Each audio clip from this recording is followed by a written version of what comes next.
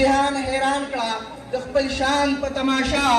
ای د احمد زویا ای بچیه د شیرشاه ستاسو د ټولو د لاسونو په پړکا کې توید هرکلۍ به کوئ توید استقبال به کوئ ټول ځوانان ودرېږئ توید استقبال یې وکړئ ستاسو د لاسونو په پړکا کې جناب افسر الملک افغان صاحب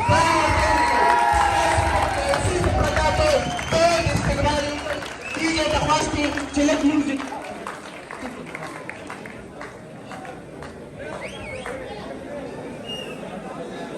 خجی د لوی خدای د سترې نامې نه شروع کومه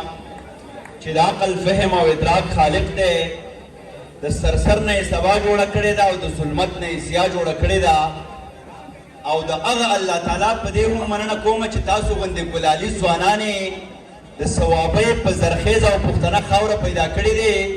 او تاسو ډېر په خاموشۍ سره خپل مشران هم اورئ د دې هم ډېره مننه کومه یوه خبره به ډېره عاجزانه التجا وي په هغه ګوټ کې او په دې ګوټ کې داسې شور دی لکه تاسو سره چې زمونږ د خبرو په منځ کې یو خنډ وي که نه اورئ خو راته ووایئ چې اواز تیز کو یا دلته راشو او که اورئ نو بیا به یا موږ اورئ او یا به تاسو اورو زه د اربټ ګروپ آف کالج بلکې کالجز چې څومره هم منتظمین دي زید صاحب حمزه صاحب دلته ناسو د ټولو ډېره زیاته مننه کومه او حقیقت دا دی ستاینه په دې ډول کومه چې دیو لګیا دي زمونږ د کال 2023 ځوانانو ته د په مخخه غونډه را جوړه کړې ده په کالجز کې په یونیورسټیز کې په ادارو کې په مخخه نه وي بلکې دا ځوانان یو مبارزې ته یو کاز ته تیارول وي نو د منتظمینو ډېره مننه کومه په خصوصي ډول د یو پښتون وکیل د یو چابک د یو نر وکیل او نن ماته د لطیف لالا هغه اثرات هغه بصري هغه زیرې ښکاره شو په شاهد ایډوکیټ صاحب کې چې هغو ډېرې پښتنې خبرې وکړې نو د هغو هم ډېره زیاته مننه کومه زه ستاسو د ټولو په علم کې او د دې درې ځوانانو دا موبایل ته چې ګوري ګلابونو ستاسو په علم کې راوسته غواړم دلته نورالامین یوسفزی صاحب ناست دی څوک چې زمونږ د ګویایي د لفظونو د تراشلو استاز دی څوک چې پښتون استاز دی چا چې افسانه په پښتون رنګ کې داسې رنګ کړه چې مونږ افسانه وایو نو زمونږ د افسانې لیکل مینه پیدا شي زمونږ د پښتو سره مینه پیدا شي او دا مایک هم مونږ یو ګورې مایک برابر کروره نو هغه شخصیت دلته ناست دی دلته یو پروفیسر صاحب ناست دی چې که څوک په ریښتونې معنو کې د وطن مبارزه کوي د سرکار د نوکرۍ باوجود ډېر په نره باندې د پښتونولۍ بیرغ سره د خپل پوره ټبر او خاندان اوچتوي نو دلته پروفیسر اسماعیل موږ سره ناست دی ډېر په احترام به موږ دا مشران اورو دلته د پښتون وطن د جمال او د جلال د واح او د ښایست د رنګونو شاعر عزیز لالا ناست دی دلته انور لالا ناست دی دلته د چپاړې ډېر لوی لوی شخصیتونه ناست دي نو لہذا موږ اورېده ډېر زیات مهم په دې دي چې موږ یو احساس او یو پیغام راوړی دی او زه دا هم ستاسو په علم کې راوستل غواړم موږ ته په مجموعي توګه یوه ډېره لویه ستونزه په دې شکل رامخ ده چې دلته کتاب هم زمانه دی نصاب هم زمانه دی ریاست ما د نصاب او د کتاب او د پښتو او د شیرشاه او د خوشحال د پیټ او د رحمان نه لرې کوي نو په داسې یرغل کې چې د جومات مولا عرب دی په مکتب کې دلیوال دی یو استاد راله پکار دی یو استاد راله پیدا که خو پښتون راله پیدا که نو دلته پښتانه استادان راغلي دي نو دا خبرې مې په دې وکړې زه داسې د خبرو ډېر پوه نه یم چې تاسو دا مشران واورئ که دې وانه اورئ نو د ثوابۍ هغه زرخیزه تاریخ چې دلته ادب ژوندی دی سیاست ژوندی دی کلتور ژوندی دی نو زه به ډېر ګیلمن لاړ شم چې ثوابۍ په ملنګۍ باندې یادېږي ثوابۍ د سترو سترو خلکو کور دی نو د سترو خلکو کور به ستر خلک اوري دغه زما د خبرو لړۍ وه شاهد صاحب ستاسو ډېره زیاته مننه کومه او چې کله د دې ځوانانو ته د څه قسمه زه چونکې د سوشل میډیا انفلوئنسر یم او یوازې مې خلک په دې خوښوي چې ما د سوشل میډیا په دنیا کې زه د هغو په کلتور کې رنګ نه شوم بلکې خپل کلتور مې پکې ورګډ کو کله زه جغ جوغنډی او خپل په قلبې پسې ورپسې یم، کله په ګودر کې ناست یم، کله شملې شاربم، کله تلی یم، زمونږ چې کوم ګړونج دی د هغې یو ننداره خلکو ته ښیم. نو یوازې په دې بنیاد د سوشل میډیا ځوانان ما خوښوي او زه پروفیسر اسماعیل صاحب یو پیره تلی وم د پښتون وطن یو لرې سیمې ته، نو هلته ما د مشرانو سره نورالامین صاحب خبرې شروع کړې دغه را تاسو نه چې کومې موږ زده کړي دي چې حجره، جومات، بدرګاه، ننواتې، بیا د مشرانو خپل روایات کشرانو په زده کړې کولې. نو دلته مشران ناست وو، دلته کشران ناست وو. نو اوس دا کشران وایي چې دې سړي دا څه جغ جوغنډۍ او ترس پرخې او دا قصې شروع کړي دي. نو دوی په دې قصه نه پوهېده. مشران ډېر خوشحاله شو. بیا دې مشرانو نه راجبه شوم او دې کشرانو ته مې وي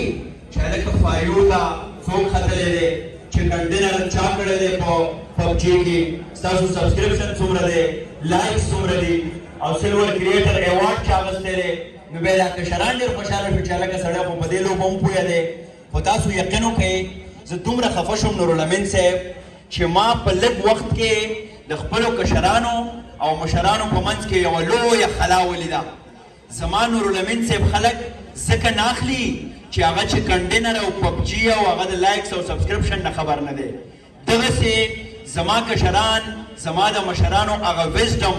انډیجنس کلچر، د دې خاورې نه زیږېدلي ټوکېدلي احساسات نه خپلوي، ځکه چې موږ خو د مارک زوکربرګ د سوري لاندې وو، موږ خو په جیف بیزوس پسې روان وو، موږ په بیل ګیټس پسې روان وو. نو خدای مکه که چېرته خپل مشران مو هیر کړو نو نورالامین صاحب دا خبره کوي چې زموږ مثال به د پرې کړی شوي پتنګ وي یا به د هوا چې څه ته موږ ویو د خپلو سیلو نه به نه یو خبر. نو بیا به موږ ویو چې د کیک د کټایي قصه روانه ده، د کیک د پرېکړې دستوره به زموږ نه هیره وي، نو بیا به د کیک د کټایي خبره موږ کوو. په هر حال مشران به اورو، د دیو نه به زده کړه کوو. زه د کمپیر رور هم ډېره زیاته مننه کوم. هلک ډېر چابک دی، طفیل نومې دی، خو لږ ډېر تراشلی پکار دی. دغسې ځوانانو ته ضرورت دی، دغسې د علمي تبادلو اړتیا موږ لرو چې خپلو ځوانانو ته خپل وزډم منتقل کړو. یعنې څنګه چې شاهد صاحب ووایي بیا به موږ د هغو مجرمانو یو څو شعرونه درته وایم. دا ځوانان یوازې شعر او ټپې اورېدو له راغلي دي، دغه چې ناست دي نور څه خبره نه اوري. نورالامین صاحب شعر دی عزیز لالا، یو خوار مې اشنا کړی دی سردار به پې وهم، یو خوار مې اشنا کړی دی سردار به پې وهم، یو سر مې پیدا کړی دی سردار به پې وهم، او رقیب نه غاړې وځم نو یار به پې وهم، نولی به داسې پوی کم چې خامار به پې وهم، او د دواړو لاسو ګوتې مې خوړلې مزدورو، د خپو ګوتې مې جوړې دي ستار به پې وهم، د دواړو لاسو ګوتې مې خوړلې مزدورو، د خپو ګوتې مې جوړې دي ستار به پې وهم، او زما د وسایلو غله زما اتل غدار کړي، ملنګ را پارېدلی دی سرکار به پې وهم، او کلهمه پښتونخوا به په غانټول ښایسته کوو، کلهمه پښتونخوا به په غانټول ښایسته کوو، یو سوچ مې رالوی کړی دی کوکنار به پې وهم، او افغان یمه که ته مې د مین سټریم میډیا وباسې فیسبوک په کار راولم اخبار به پې وهم. او دغسې تا سره کارډلیس مایک شته؟ په مایک باندې یو دوه درې ټپې کوم نورالامین صاحب که دا ځوانان په دې د خپل کلتور نه خبر شي او بیا به بس کومه دا کارډلیس مایک راوړه ګلابه. ښه جی او معمولي غوندې ایکو ورته ورکړه ښه ډېره نه نورالامین صاحب یو څو ټپې دي جي او ځوانانو که د ټپو نه پس بیا هغه سروکی چاله ورځي نو هغه را سره بیا ویلی شئ ښه خپل په سندره په ټپه ډیفنس یو کېږئ مه بلکې ښه په جار باندې دا مخکې رسوئ موږ په دې باندې پوه یو چې په دې کې زمونږ مجموعي جمالیات دي نفسیات دي علم دی پوهه ده نو په علم او په پوهه شرمېږئ مه بلکې دا خلکو ته رسوئ ټپه ده چې او چارو په منځ دالان کې پرېږده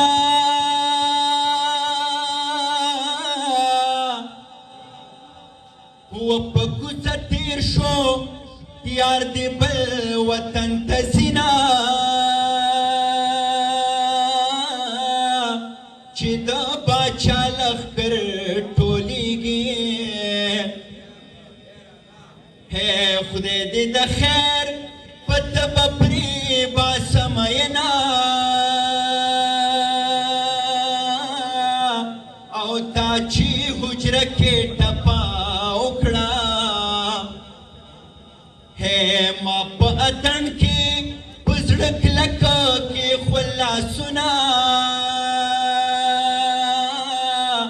او لاسونه کلک رانه